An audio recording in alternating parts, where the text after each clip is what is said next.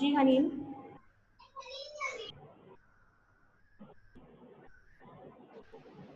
Miss अपने according to external environment के जरिए अपने जो इंटरनल एनवायरनमेंट होता है उसे मेंटेन करने को कहते हैं होमोस्टेनिया। ठीक है बेटा, वेरी गुड। सारा आप भी बता दीजिए। यस मिस, यही कि बस जो है स्ट्रेसेस यही है कि मतलब इंटरनल एनवायरनमेंट हमारा जो है वो भी मेंटेन रहे अकॉर्डिंग टू एक्सटर्नल एनवायरनमेंट। बस यही है कि मतलब बैलेंसिंग रहे, बैलेंस से कोई भी चीज़ आउट ना हो जाए। ठीक है, सही हो गया। और किसी को ऐड करना है इसमें? हाँ बेटा बता दो।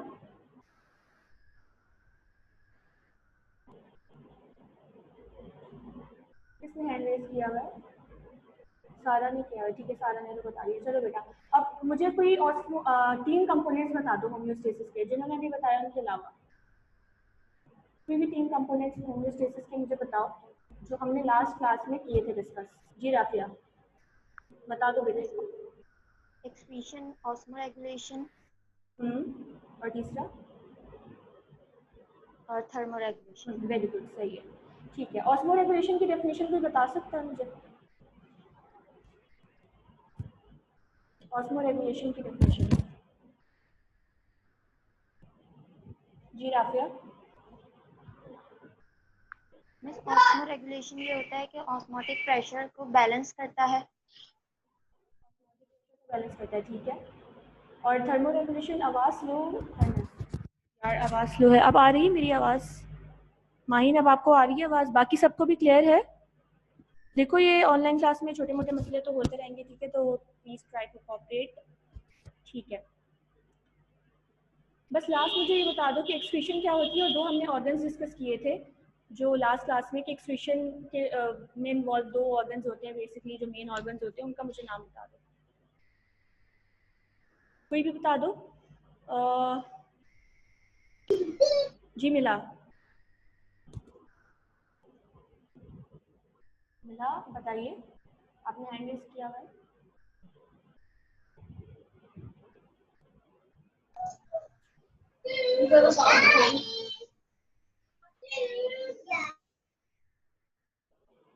जी मिला बताइए।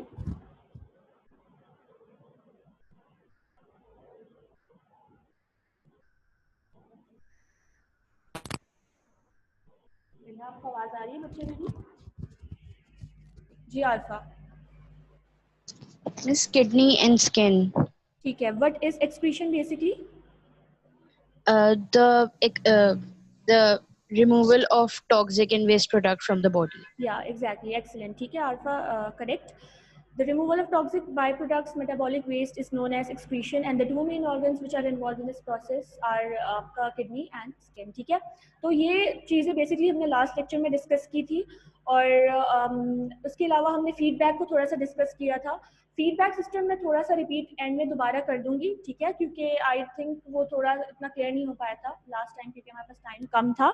सही है, तो अब moving on towards receptors effector, ये भी हमने डिस्कस कर लिए थे। अब नेगेटिव फीडबैक पे आते हैं। पहले फीडबैक बल्कि मैं लास्ट में बताने से अच्छा, क्योंकि अब टाइप्स हम डिस्कस करेंगे, so it would be better if I discuss about feedback systems definition before I move on towards negative feedback. ठीक है, तो फीडबैक सिस्टम बेसिकली बेटा लास्ट टाइम जो हमने पढ़ा था, it is basically a check and balance mechanism that is present in our body. Check and balance का मतलब क्या है कि हर चीज़ के ऊपर नज़र रखना कि कोई चीज़ अपने लिमिटेड मतलब एक लिमिट से ज़्यादा तो नहीं हो रही है, उस लिमिट को क्रॉस तो नहीं कर रही है, या एक जो नॉर्मल इक्विलिब्रियम का की जो स्टेट होती है वो मेंटेन हो रही है बॉडी में या नहीं हो रही है। ठीक है, and it involves every system, चाहे वो आपका एक्सक्रीटरी सिस्टम है, चाहे वो आपका थर्मोरेगुलेटरी सिस्टम है। ठीक है बेटा, हर सिस्टम को ये ज़रूरत होती है कि उसके ऊपर या उसको उसके इक्विलिब्रियम के सिस्टम को मेंटेन रखने के लिए कोई ऐसा निज़ाम मौजूद हो कि जो उसको हेल्प करे to regulate all the processes. सही है, तो that is basically feedback mechanism या feedback receptors. 3 things that we discuss in last lecture, जो कि मेन कंपोनेंट्स होते हैं फीडबैक सिस्टम के, उसको चला रहे होते हैं या उसका एक बेसिक पार्ट बना रहे होते हैं। दो 3 थिंग्स वर रिसेप्टर, इफेक्टर, और रिसेप्टर इफेक्टर के बीच में जो एक कनेक्टिंग सिस्टम है, that is your central nervous system. Basically आपका ब्रेन है, आपका स्पाइनल कॉर्ड है। ठीक है, रिसेप्टर उस सिग्नल को या स्टिमुलाई को रिसीव करता है, ठीक है, और रिसेप्टर जाकर सिग्नल देता है आपके ब्रेन को कि भाई ये सिग्नल मुझे मिला है, अब इसके accordingly you have to do work, सही है। अब जब ब्रेन उस सिग्नल को रिसेप्टर से लेगा, ठीक है, और जब उसके पास एक सर्टेन अमाउंट ऑफ इंस्ट्रक्शंस मिलेंगी उसको ब्रेन को, तो क्या करेगा ब्रेन इसको इंटरप्रेट करेगा और ब्रेन कमांड करेगा इफेक्टर्स को। What are effectors? कि इफेक्टर्स आर दोज ऑर्गन्स या those parts of your body जो कि बेसिकली आई हुई इंस्ट्रक्शंस के ऊपर अमल करके हमें आउटपुट दे रहे होते हैं, बेसिकली, सही हो गया। तो जो ब्रेन है आपका, दैट वुड गाइड या दैट वुड कमांड आपके जो इफेक्टर ऑर्गन्स हैं उनको कि भाई इस तरह से आपने स्टिमुलस पे रिस्पॉन्ड करना है जो आपको रिसेप्टर के थ्रू मिल रहा है, सही हो गया। तो this is basically these all three are the components of your feedback mechanism.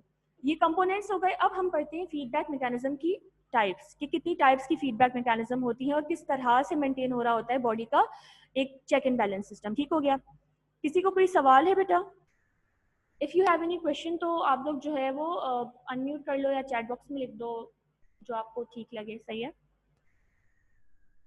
I hope there isn't a question. Kidney and skin alpha, ठीक है, चलो ठीक है। नेगेटिव फीडबैक की तरफ मूव करते हैं बेटा। Negative feedback refers to opposite effect। पहले मैं रीड कर लेती हूँ फिर मैं आपको बताती हूँ इसमें लिखा हुआ क्या है and what does it mean। Negative feedback refers to opposite effect which is produced in relation to any change in the body fluids. For example, as a consequence of eating sweets or candies, the level of glucose is raised in the blood. ठीक है? It triggers the mechanism which decreases the blood glucose level back to normal. अब देखो, negative feedback बेटा जब भी इसका ये term use होगी तो आपके जहन में चीज आना चाहिए that is negative opposite response या ऑपोजिट इफेक्ट। अब ऑपोजिट इफेक्ट का मतलब क्या होता है, ठीक है। नेगेटिव से आपको पता चल रहा है कि नाम ही उसका नेगेटिव है, तो इट वोंट बी समथिंग जो उस स्टिमुलस के फेवर में जा रहा होगा, it would be something that is going against the stimulus, सही है। तो नेगेटिव फीडबैक में देखो ऑपोजिट इफेक्ट। अब यहाँ पर एक बहुत अच्छी एग्जांपल दी हुई है। अब आपने समझ तो लिया कि ऑपोजिट इफेक्ट बेसिकली इसका मतलब है कि भाई किसी चीज के खिलाफ या उसके उलट कोई काम करना, सही है। अब आप इसको समझोगे कैसे? फॉर एग्जांपल यहाँ पर लिखा हुआ है कि जैसे आप कभी मिठाई खाते हो या बहुत सारे आपने स्वीट्स खा ली हैं, कोई मीठी डिश खा ली है, तो क्या होगा कि इवेंचुअली आपकी बॉडी में जो ग्लूकोज लेवल है दैट वुड इंक्रीज। ऐसी बात है कि नहीं? आप स्वीट्स खाओगे तो ग्लूकोज लेवल विल इंक्रीज। अब जब ग्लूकोज लेवल इंक्रीज हो रहा है तो ये क्या है? आपके पास स्टिमुलस है या आपके पास एक सेट ऑफ इंस्ट्रक्शंस है जो बॉडी को जा रही है कि भाई मेरा ग्लूकोज लेवल, या ब्लड कह रहा है बॉडी से आपके ब्रेन से कि भाई मेरा जो ग्लूकोज लेवल है वो नॉर्मल से ज्यादा हो रहा है, बिकॉज जो बंदा या बंदी है उसने कैंडीज खाई है, स्वीट्स खाई है, जिसकी वजह से ग्लूकोज का लेवल अप जा रहा है। तो अब बेटा ये क्या चीज है? स्टिमुलस जो कि अपने लेवल से, नॉर्मल लेवल से अप जा रहा है, ऊपर जा रहा है, कम नहीं हो रहा, ठीक है, इट इज गोइंग अप। अब ऑपोजिट इफेक्ट का मतलब क्या होगा कि देखो यहाँ से डायरेक्शन कैसे जा रही है? ऊपर जा रही है, मतलब ग्लूकोज का लेवल इज गोइंग अप। अब अगर जब मैं बात करूंगी इसकी नेगेटिव फीडबैक या नेगेटिव रिस्पॉन्स की, तो वो सेम डायरेक्शन में होनी चाहिए क्या? नेगेटिव फीडबैक जो है वो सेम डायरेक्शन में होगा जिस डायरेक्शन में ग्लूकोज लेवल इंक्रीज हो रहा है? नहीं, it would be in the opposite direction. If the stimulus is increasing तो नेगेटिव फीडबैक जो है वो उसको डिक्रीज करने की या उसके ऑपोजिट जाने की कोशिश करेगा, ठीक है। अच्छा, अब यहाँ पर क्या होगा बेटा? जब आपका ब्लड ग्लूकोज लेवल इंक्रीज हो रहा है तो body would try to decrease it, तो क्या होगा बेटा? That would be an opposite response to the stimulus. Blood glucose level आपने स्वीट्स खाई ऊपर जा रहा है, ठीक है। अब बॉडी क्या करे? क्योंकि सारी बात है बहुत ज्यादा ग्लूकोज लेवल बॉडी में होगा तो वो हाइपरग्लाइसीमिया की स्टेट आ जाएगी, और मतलब एनीथिंग व्हिच इज अगेंस्ट या away from the normal limit is not considered something good, ठीक है।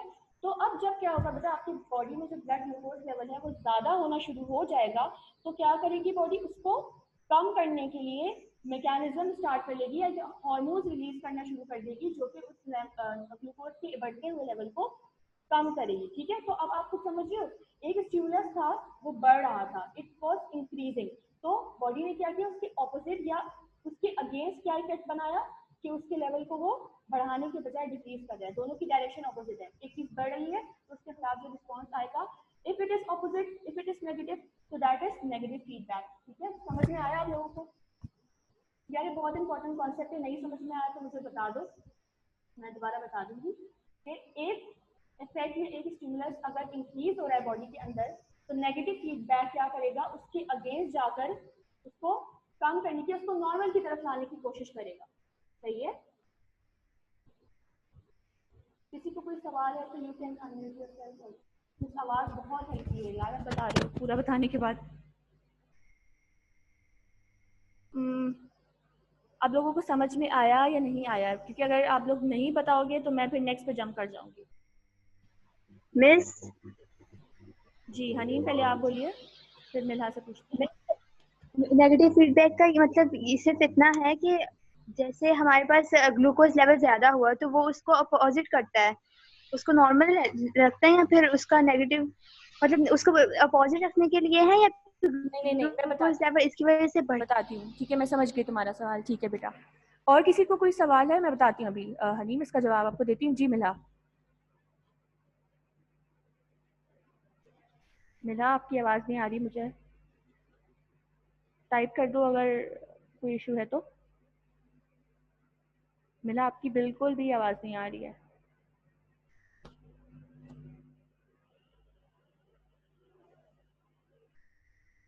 मिला, मुझे नहीं आ रही आपकी आवाज़, आप टाइप करो बेटा।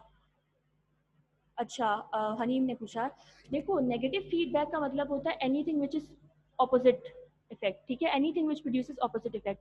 यहाँ पर देखो, अब सपोज करो बॉडी का normal blood glucose level suppose करो अगर 120 मिलीग्राम पर डीएल है। ठीक है, 120 है।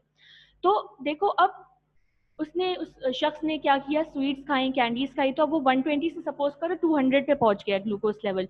तो अब ये क्या हुआ बेटा, नॉर्मल लेवल से ज्यादा हो गया उसका ग्लूकोज। ठीक है, तो ये बॉडी का नॉर्मल तो नहीं है ना, नॉर्मल तो 120 था, अब उसके पास कितना ग्लूकोज हो गया है, 200। मीन्स कि 80 मतलब डिफरेंस है कि मतलब नॉर्मल से और इसके अभी current present level of glucose में 80 का डिफरेंस है। तो अब क्या करेगी बॉडी, उस 80 के डिफरेंस को खत्म करने की कोशिश करेगी, और वो नेगेटिव इफेक्ट जो प्रोड्यूस होगा वो 200 से नेगेटिव जाएगा, उसको कम करके 200 से 120 यानी कि नॉर्मल लिमिट पर लाकर बॉडी जो है वो उसको मेंटेन कर देगी। इसका ये मतलब नहीं है नेगेटिव फीडबैक का कि वो 120 अगर नॉर्मल ग्लूकोज लेवल है तो वो 120 से ऑपोजिट जाकर उसको कम करेगा, नहीं।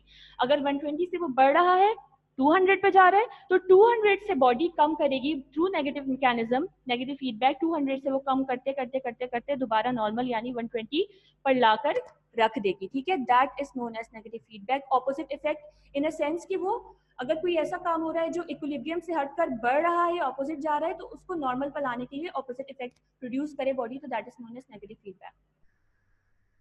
सबको ओके मिस, थैंक समझ में आया आपको हनी? Yes miss. ठीक है बेटा, अब किसी और को कोई क्वेश्चन है तो बेटा पूछ लो, बिकॉज आज हम लोग जो है वो थोड़ा एक दो टॉपिक और डिस्कस करेंगे, ज़्यादा तेज़ी से नहीं जाएंगे क्योंकि this normal sugar is 129। Normal sugar की डिफरेंट रेंजेस होती हैं। नॉर्मल शुगर की 120 कह सकते हैं, बट नॉर्मल शुगर अभी मुझे वैल्यू याद नहीं आ रही है, डिपेंड करता है। ठीक है, नॉर्मल शुगर की वैल्यू डिपेंड करता है, 120 भी होती है, और फास्टिंग ग्लूकोज आई थिंक 120 होती है। आई एम नॉट श्योर, अभी मैं तुम लोगों को बाद में बता दूंगी, अभी मुझे बिल्कुल भी याद नहीं आ रही नॉर्मल ब्लड ग्लूकोज की क्या वैल्यू होती है। मुझे 120 याद आ रहा है थोड़ा थोड़ा सा, 200 भी एक केस में हो जाती है, but I will let you know. ठीक है, अभी सिर्फ इसको एग्जाम्पल कंसिडर करो। किसी और को कोई सवाल है? I think fasting blood glucose around 120 या 80 होती है, 120 I think.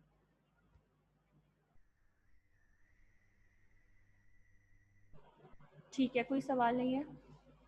Okay. Positive feedback refers to the series of similar effects which are produced which leads to the enhancement of the change under consideration. Positive feedback का मतलब, positive से मतलब समझ में आ रहा है कि पॉजिटिव का मतलब होता है ऑब्वियसली प्लस करना या उस चीज़ में एडिशन करना। नेगेटिव को आप ऐसे सपोज कर लो कि किसी चीज़ से कोई चीज़ सब्ट्रैक्ट हो रही है। ठीक है, और जो पॉजिटिव है उसमें उसका मतलब क्या है कि उस स्टिमुलस को बढ़ाया जा रहा है, उसको और पॉजिटिवली इन्हांस किया जा रहा है रादर देन डिक्रीजिंग इट या उसके इफेक्ट को कम करने को। A positive feedback refers to series of similar effects produced which leads to the enhancement of the change under consideration.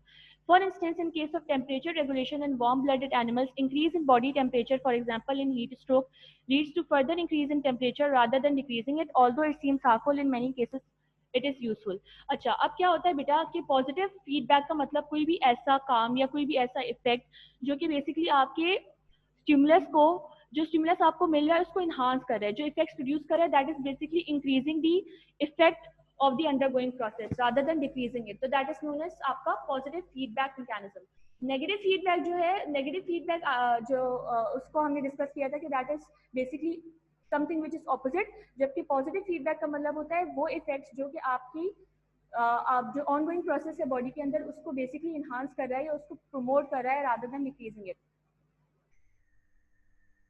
अच्छा, इसमें बेटा एक चीज़ देख लो कि नेगेटिव फीडबैक में आपने फर्स्ट 4 लाइंस जो है इसकी डेफिनेशन में लिख देना है, और जो negative feedback refers to opposite effect produced, यहाँ तक इसको ब्लैक से अंडरलाइन करो, ये ब्लैक से लिखना, और मुझे जहाँ तक याद आ रहा है ये एमसीक्यूज में भी आता होता है, सही है। और पॉजिटिव फीडबैक की डेफिनेशन इज पॉजिटिव फीडबैक से लेकर उसके नीचे जो अंडर कंसिडरेशन है यहाँ तक।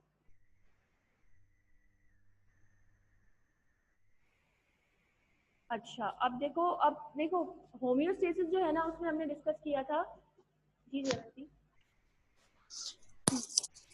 मिस ये जो पॉजिटिव फीडबैक में एग्जांपल दी हुई है कि जब हीट स्ट्रोक वगैरह होता है, एग्जांपल वाला है ना उसमें हेडिंग डालना, आप लोग मैं बताना भूल गई, एग्जांपल की हेडिंग डालकर ये 2 या 3 लाइन जितनी भी वो सब लिखना। जी जयंती बोलिए।